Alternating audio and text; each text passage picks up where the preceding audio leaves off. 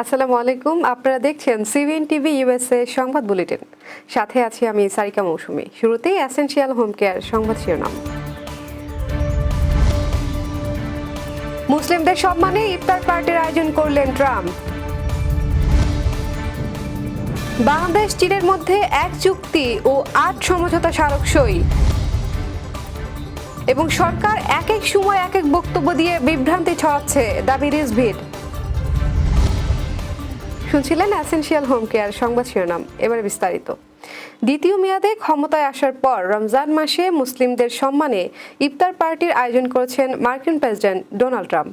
স্থানীয় সময় বৃহস্পতিবার মার্কিন প্রেসিডেন্টের দাপ্তরিক বাসভবন হোয়াইট হাউসে এই ইফতার অনুষ্ঠিত হয়েছে বলে আন্দোলন এজেন্সির প্রতিবেদনে বলা হয়েছে। ইফতার অনুষ্ঠানে 2024 সালের নভেম্বরের প্রেসিডেন্ট নির্বাচনে লাখ লাখ আমেরিকান মুসলিম সমর্থন করায় তাদের প্রতি কৃতজ্ঞতা প্রকাশ করেছেন ট্রাম্প। ট্রাম্প বলেন, মুসলিমরা রমজান মাসে প্রতিদিন পরিবারের সাথে সৃষ্টিকর্তার প্রতি কৃতজ্ঞতা প্রকাশ করে এবং ইফতারের মাধ্যমে তাদের রোজা ভঙ্গ করে। আজ আমরাও এই রীতি পালন করে ইফতার করব। আমি সেই সকল মানুষকে শুভেচ্ছা জানাতে চাই যারা আমাদের জোরালোভাবে সমর্থন করেছেন। মার্কিন প্রেসিডেন্ট বলেন, আমরা মুসলিম সম্প্রদায়ের প্রতি আমাদের প্রতিশ্রুতি রক্ষা করেছি। আমার প্রশাসন মধ্যপ্রাচ্য স্থায়ী শান্তি প্রতিষ্ঠার জন্য নিরলস কূটনীতি প্রচেষ্টা চালিয়ে যাচ্ছে। বাংলাদেশ ও চীনের মধ্যে অর্থনৈতিক ও প্রযুক্তিগত সহযোগিতার বিষয়ে একটি চুক্তি এবং 8টি সমঝোতা স্মারক স্বাক্ষরিত হয়েছে। প্রধান উপদেষ্টার 4 দিনের চীন সফরের তৃতীয় দিন শুক্রবার দুই দেশের মধ্যে এই দ্বিপাক্ষিক চুক্তি ও স্মারকগুলো স্বাক্ষরিত হয়।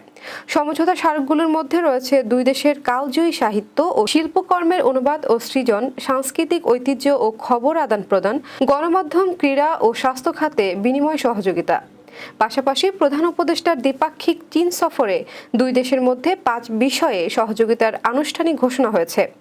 এগুলো হলো বিনিয়োগ আলোচনা শুরু করা, চীনের বিশেষায়িত অর্থনৈতিক অঞ্চল চালু, মংলা বন্দরের আধুনিকীকরণ ও সম্প্রসারণ, একটি রোবট ফিজিওথেরাপি ও পুনর্বাসন কেন্দ্র নির্মাণ এবং একটি কার্ডিয়াক সার্জারি গাড়ি অনুদান।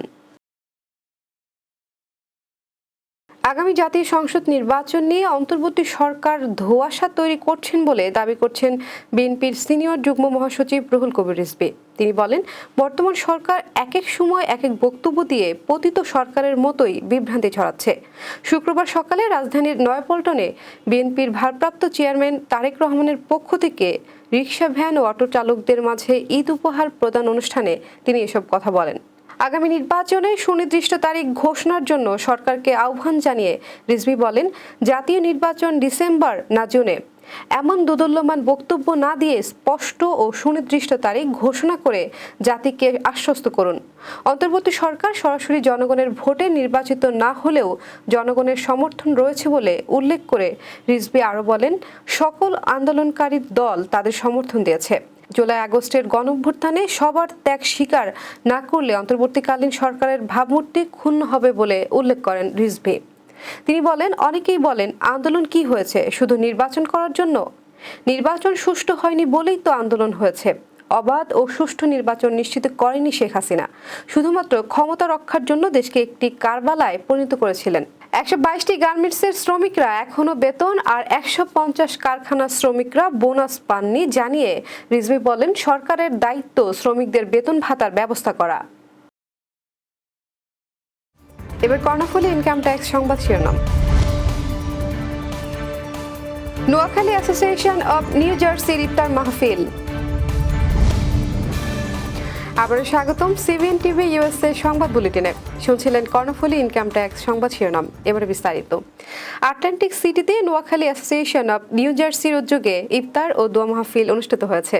গত 26 মার্চ বুধবার আটলান্টিক অ্যাভিনিউর মসজিদ আল হেরায় এই ইফতার ও দোয়া মাহফিল অনুষ্ঠিত হয়। অনুষ্ঠানে মুসলিম উম্মার সুখ, শান্তি ও সমৃদ্ধি কামনা করে দোয়া ও মোনাজাত করেন মসজিদ আল হেরার খতিব আজিমউদ্দিন। সাউথ জার্সিতে বসবাসরত প্রবাসী নোয়াখালীবাসী সহ কমিউনিটির বিভিন্ন শ্রেণী পেশার বিশিষ্ট ব্যক্তিবর্গ এই ইফতার মাহফিলে যোগ দেন। এই ইফতার মাহফিলে বিপুল সংখ্যক মহিলাও উপস্থিত ছিলেন। সপরিবারে ইফতার মাহফিলে একযোগে অংশ নেওয়ায় বাংলাদেশ কমিউনিটির সর্বস্তরের লোকজনকে ধন্যবাদ জানান নোয়াখালী অ্যাসোসিয়েশন অব নিউ জার্সির সভাপতি সিরাজুল হক।